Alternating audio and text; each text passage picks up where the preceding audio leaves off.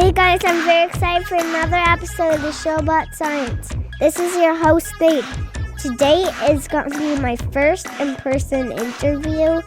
Today I'm going to be interviewing Mikey Bustos head-to-head. You might know him from his channel, AntsCanada. And if you don't, I really recommend searching it on YouTube.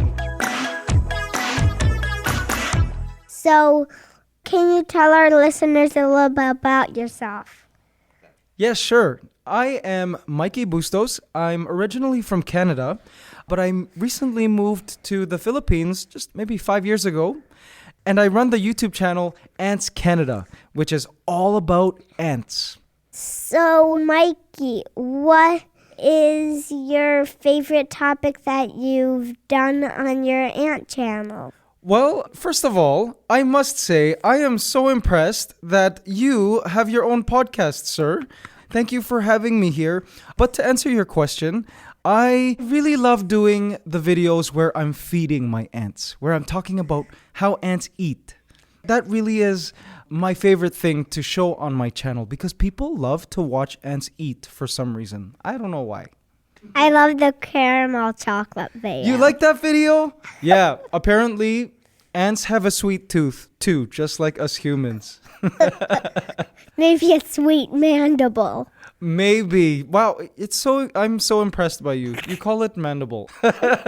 Yes, they probably do have a sweet mandible. So can you explain what a mandible is? Yes, okay, sure. Well, ants, they do have a mouth, but it's different from, say, a human mouth. They've got mandibles, which are kind of like two chompers that move side to side. Unlike us humans that have upper teeth and bottom teeth that move up and down, ants have mandibles which move side to side and they clamp. And then there are special ants with very sharp mandibles and very powerful mandibles. And these are called majors. They're larger ants. And some species of ants don't have majors, but some do. So, how do you know an ant is a queen and not a major? Well, yeah, that's a very good question, Nate. And a lot of times people get them confused because they're both big. I actually have a video about this. You can tell a queen is a queen ant by looking at her thorax. That's the middle part of her body. And they have wing scars. You'll see scars, these little kind of like little stubs that used to be wings of the queen. And after they mate, they break off the wings, but the scars stay there. So that's how I tell that a queen is a queen ant. I look for those little scars. So, you can also catch a queen if she still has her wings on. That's correct. That's correct, Nate. You really do watch the videos. I'm so impressed.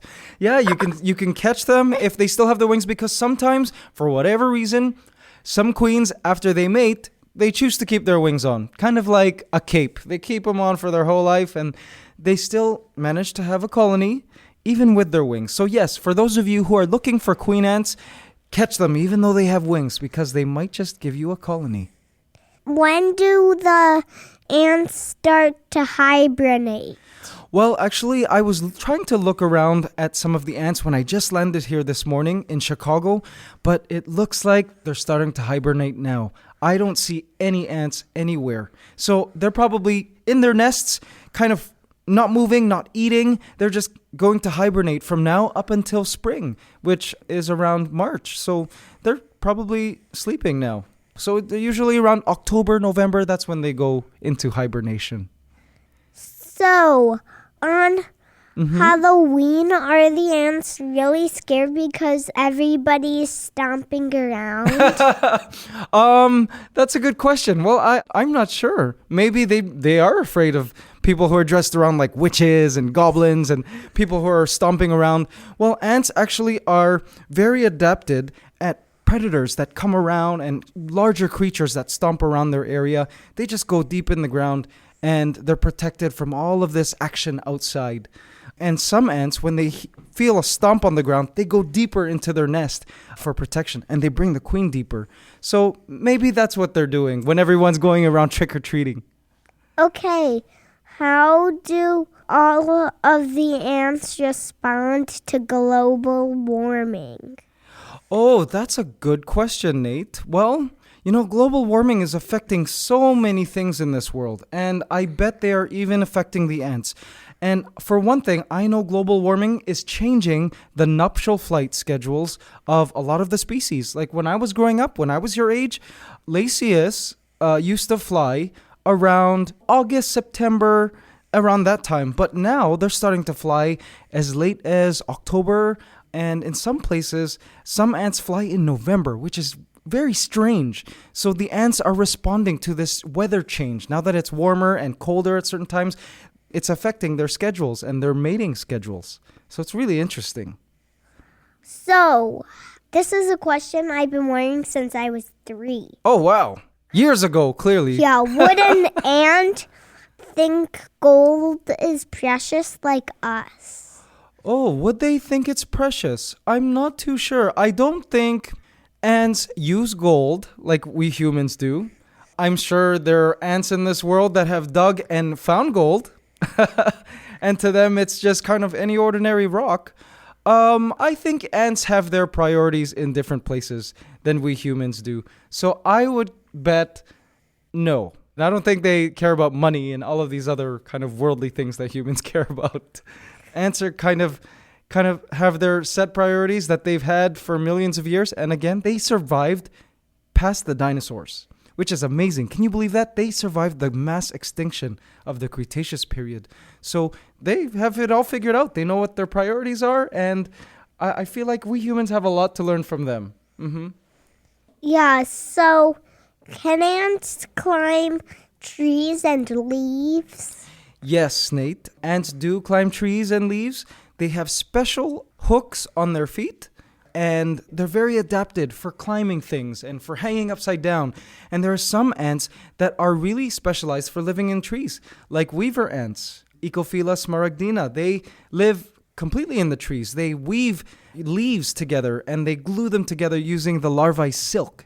And so they need to be able to stick onto leaves. And actually, if you come to the Philippines and you try picking one off a leaf, it's kind of hard because they have little sticky little pads on their feet, which are adapted for helping them climb and live in the trees. I saw that episode. You did? But thank you. So fun. This is so great. So, I just want you to know this. Right now in my school, we are learning about ants. Awesome. I recommended your channel to my teacher. Oh, well, thank you very much, Nate. I appreciate that very much. And we now know that ants have 2 stomachs. Yes, that's correct. Yeah, ants have 2 stomachs. They have their own stomach, which they use to digest food, and then they've got a personal stomach, which is kind of like a sharing lunchbox, which they can, move food around the colony. And I wish we had 2 stomachs, personally. So, what is your favorite ant? My favorite ant? Yes. Or do you have a favorite? Tetramorium species E. Awesome. I cannot believe I'm hearing a 5-year-old say Tetramorium species E. That is amazing. 6. What was that? 6. My bad. It's okay. I'm way off. Too cool. Yes, Tetramorium species E is one of my favorites too for ant keeping. And you know what? If you manage to catch a Tetramorium species E queen, I will send you a free formicarium for them so that you can house that species. And they're so fast growing and they're everywhere. I was just in New York and I saw a Tetramorium species E in a park. So I'm looking forward to maybe finding them here, but it looks like they might be sleeping. We'll see. I'll continue looking. I'm probably going to go to New York now. Oh, yeah, I think you totally should. The ants are waiting for you there. Yeah. Grab a test tube and just go to New York. That's right. Yeah, that's right. I find that so funny. It's so cool to see ant keepers your age of 6. It's very assuring to me that the next generation will care about ants. Can you tell us what a formicarium is? Yes, a formicarium is the technical term for an ant farm. So basically, it's any setup that is used to house ants.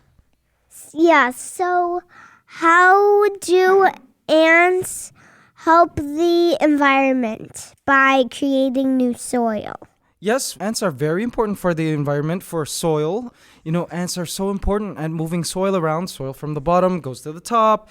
It's good for soil circulation. And also, ants are very important decomposers in this world. So they'll come across a carcass, like a small baby bird, for instance, and I've seen ants just all over baby birds, just eating them and kind of breaking them down. Ants are also very important predators in a lot of places in the world. And I happen to have a fire ant colony in the Philippines. They're called Solenopsis geminata, and they are such powerful predators. They'll eat any creature that comes their way. And in Africa, they have driver ants, which are very important predators. South America, they have army ants, which are also very important predators in their ecosystem. So that's how they help the environment. They are also important pollinators in a lot of places in the world. So they'll help pollinate plants, and these plants will eventually bear fruit thanks to insects like ants and bees and butterflies and insects like that.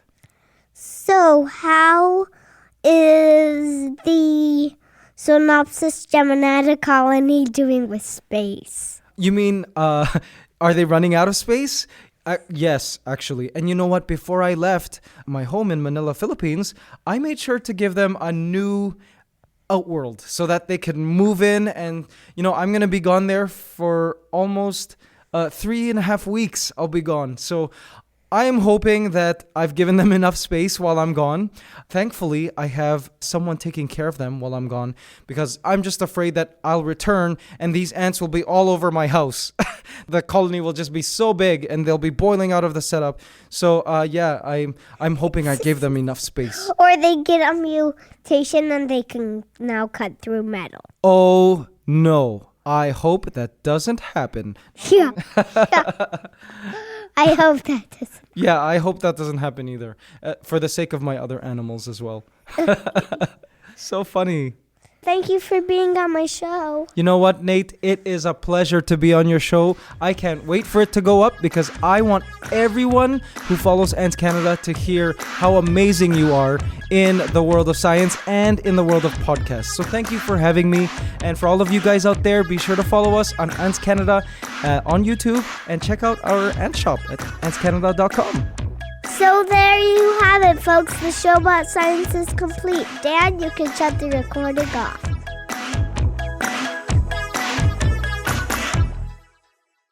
For the newest episodes of the show about science, download the Pin app or go to pinna.fm/promo.